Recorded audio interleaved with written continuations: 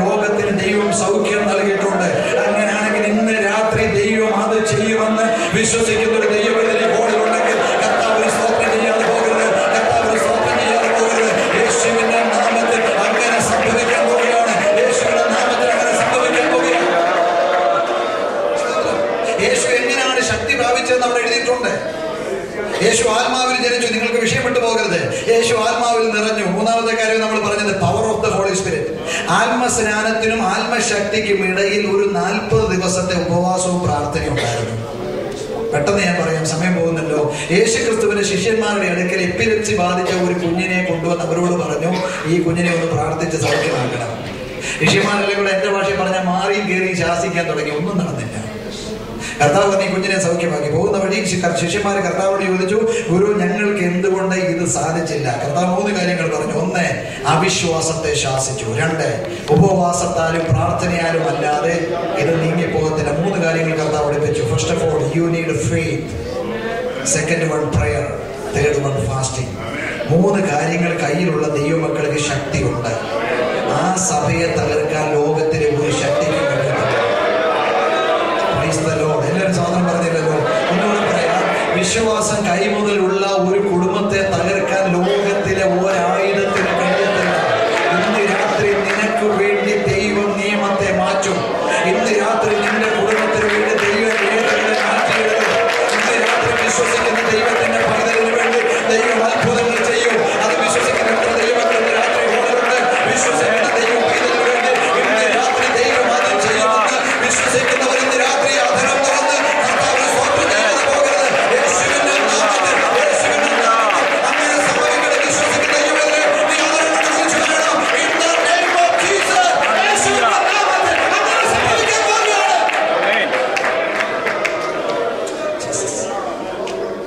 2, prayer.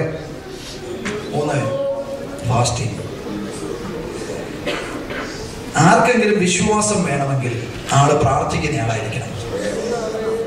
പ്രാർത്ഥിക്കാത്തവർക്ക് വിശ്വാസം ഉണ്ടാകത്തില്ല. ആർക്കെങ്കിലും ശരിക്കും പ്രാർത്ഥിക്കാൻ കഴിയണമെങ്കിൽ ആളിന് വിശ്വാസം വേണം. ഇത് കണക്റ്റഡ് കേട്ടോ. Faith and prayer.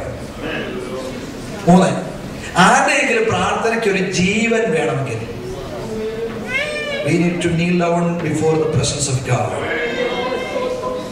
and take fasting and prayer. ഉപവസിക്കുകയും പ്രാർത്ഥിക്കുകയും ചെയ്യണം. ഇത് ശരീരത്തിന് ഇത്തിരി ക്ഷീണമൊക്കെ ഉണ്ടാക്കുന്ന കാര്യമാണ്. പക്ഷെ ഒരു കാര്യം ഞാൻ പറയാം, അകത്തെ മനുഷ്യന് ഭയങ്കര വിലമാണ്. അകത്തിരിക്കുമ്പോൾ പുറത്ത് നടക്കുന്ന കാര്യങ്ങൾ ആത്മാവ് നിനക്ക് വെളിപ്പെടുത്തി തരും. ഓ ഹാലൽ. ഇവിടെ ഇരിക്കുന്ന അനുഭവ സമ്പത്തുള്ള ദൈവമക്കളെ ഓർത്ത് ഞാൻ ദൈവത്തിന് സ്തോത്രം ചെയ്യുന്നു. പെന്തിക്കോസ്ത് സഭ വളർന്ന് കഴിഞ്ഞ രാത്രി ഞാൻ പറഞ്ഞല്ലോ, ഡോളർ വന്നത് കൊണ്ടല്ല, സായിപ്പ് വന്നത് കൊണ്ടല്ല, കൃപയുള്ള ദൈവമക്കൾ ഉണ്ടായിരുന്നത് കൊണ്ടാണ്. എത്ര ദൈവമക്കൾക്ക് മനസ്സിലായെന്ന് എനിക്കറിയത്തില്ല. കേരളക്കരയിൽ ഈ സത്യം വിജയിച്ചത് സായിപ്പ് വന്നതുകൊണ്ട്, പണം വന്നതുകൊണ്ട് വന്നല്ല, കൃപയുള്ള ദൈവമക്കൾ ഉണ്ടായിരുന്നത് കൊണ്ടാണ്. ഒരു സഭാ ഹോളിനകത്ത് വ്യവസ്ഥയില്ലാത്ത ഒരുത്തൻ വന്നിരുന്നാൽ അപ്പോൾ അവരെ വിവേചിക്കുമായിരുന്നു.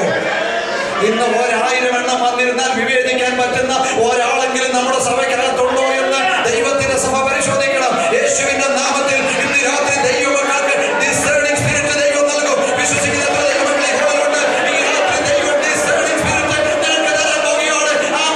വ്യവസ്ഥയില്ലാതെ ഒരുവനകത്ത് വന്നിരുന്നാൽ അവരെ വിവേചിക്കാൻ കഴിയുന്ന ആത്മശക്തിയുള്ള വ്യാപാരം വിശ്വസിക്കുന്ന ദൈവമക്കളുടെ മേലെയും വരും.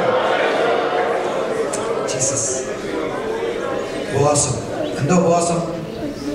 abstain from food that cause the fall of mankind and be with God എന്ന ഒരു ദിവസം പറഞ്ഞ definition. abstain from food that cause the fall of mankind. മനുഷ്യവർഗം വീഴാൻ കാരണമായ ആഹാരത്തിൽ നിന്ന് മാറിയിരിക്കുകയാണ്. ആദാം വീണത്, ഏശാവ് വീണത്, കെനീന. അതിൽ നിന്ന് മാറിയിരിക്കുക. and be with God. ദൈവത്തോടു കൂടെ ആയിരിക്കുകയാണ്. സ്തോത്രം. അത് നമ്മുടെ ജീവിതത്തിൽ വലിയ ശക്തിയും ചൈതന്യം നൽകുന്നു. ഉപവാസവും പ്രാർത്ഥനയും. വിശ്വാസം, ഉപവാസം, പ്രാർത്ഥന, ഈ 3 കാര്യങ്ങളാണ് നമ്മുടെ ശക്തി വർദ്ധിപ്പിക്കുന്നത്. സ്തോത്രം. ശ്രദ്ധിക്കുന്ന ദൈവമക്കളെ, അധികാരം ദൈവം നമുക്ക് തന്നിട്ടുണ്ട്. കാൽവറിയിലൂടെ അധികാരമുണ്ടെങ്കിലും യേശുക്രിസ്തു ഈ ഭൂമിയിലായിരുന്നപ്പോൾ ഇങ്ങനെ വഴി നടന്നു പോകുന്നേ വിശന്നിട്ടൊരു അത്തിവൃക്ഷത്തെ നോക്കി. ഞാൻ ഇങ്ങനെ പറയുന്നത് നിങ്ങൾക്ക് മനസ്സിലാകുന്നുണ്ടല്ലോ അല്ലേ? വിശന്നിട്ടൊരു അത്തിവൃക്ഷത്തെ നോക്കി, ഒരു ഫലമില്ല. കർത്താവ് പറഞ്ഞു, ഇനി നിന്നിൽ ഒരിക്കലും ഫലം ഉണ്ടാകാൻ പോട്ടെന്ന് പറഞ്ഞു. ക്ഷണത്തിൽ, ആ വാക്കൊക്കെ എനിക്ക് വളരെ ഇഷ്ടമാണ്. ഇമ്മീഡിയറ്റ്ലി എന്നായിരിക്കുന്നത്. That tree withered. അത് ഉണങ്ങിപ്പോയി. അപ്പൊ ഇത്ര പെട്ടെന്ന് അത് ഉണങ്ങിപ്പോകണമെങ്കിൽ, നമുക്കറിയാം ഒരു വൃക്ഷമൊക്കെ ഉണങ്ങണമെങ്കിൽ കുറെ നാളുകൾ എടുക്കും. പക്ഷെ ഇത്ര പെട്ടെന്ന് ഇത് ഉണങ്ങണമെങ്കിൽ ആ വാക്കിനകത്ത് ഭയങ്കര പവർ വ്യാപരിച്ചിട്ടുണ്ട്. നിങ്ങൾ അങ്ങനെ ചിന്തിച്ചിട്ടുണ്ടോ, ശ്രദ്ധിച്ചിട്ടുണ്ടോ? യേശു പറഞ്ഞ മാത്രയിൽ ഈ വൃക്ഷം മുകളിൽ തൊട്ട് താഴെ വരെ ഉണങ്ങണമെങ്കിൽ അതിനകത്ത് വ്യാപരിച്ച ശക്തി എന്താണെന്ന് നിങ്ങൾ ഓർക്കണം.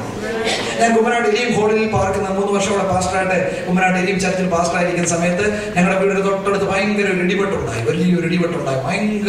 ഭയങ്കര ഉയരത്തിൽ നിന്നൊരു ആഞ്ഞിലിമരം, ഒരു തേക്ക് മരം ഉണങ്ങിപ്പോയി. ആ വൃക്ഷം ഉണങ്ങാനായിട്ട് കുറേ ദിവസങ്ങളെടുത്തു, ഒത്തിരി ദിവസങ്ങളെടുത്തു. നല്ല ശക്തമായ ഇടിവെട്ടേറ്റ് ഈ വൃക്ഷം ഉണങ്ങിയെങ്കിൽ ഇത് ശരിക്കും ഉണങ്ങിപ്പോകാൻ കുറേ ദിവസം എടുത്തു. അപ്പോൾ ദൈവാത്മാവ് എന്നെ ഒരു കാര്യം പഠിപ്പിച്ചു. ഒരു ഇടിവെട്ടിനകത്ത് വ്യാപരിക്കുന്ന ശക്തിയേക്കാൾ വലുതായിരുന്നു യേശുവിന്റെ വാക്കിൽ വ്യാപരിച്ചത്. എല്ലാവർക്കും മനസ്സിലായില്ല? ഒന്നുകൂടെ പറയാം. യേശുവിന്റെ വാക്കിൽ വ്യാപരിച്ച ശക്തിയെ മനുഷ്യന്റെ മെഷർമെന്റ് കൊണ്ട് അളക്കാൻ പറ്റത്തില്ല.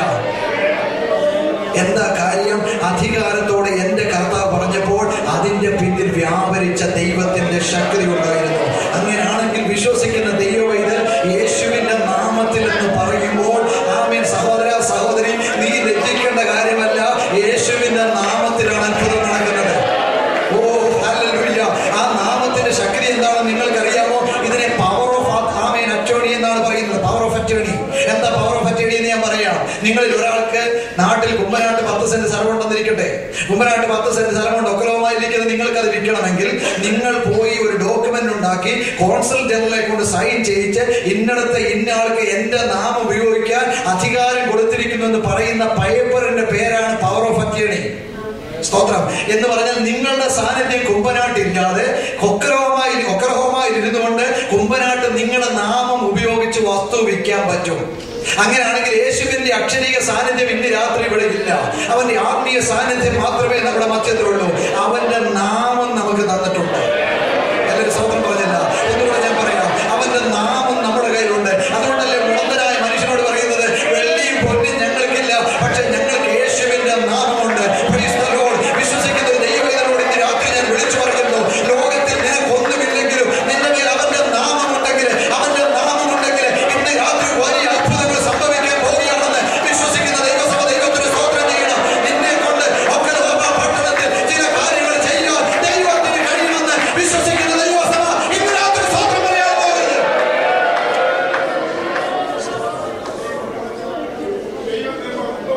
Authority and power. How many of you are ready to exercise the power and authority that God has given you?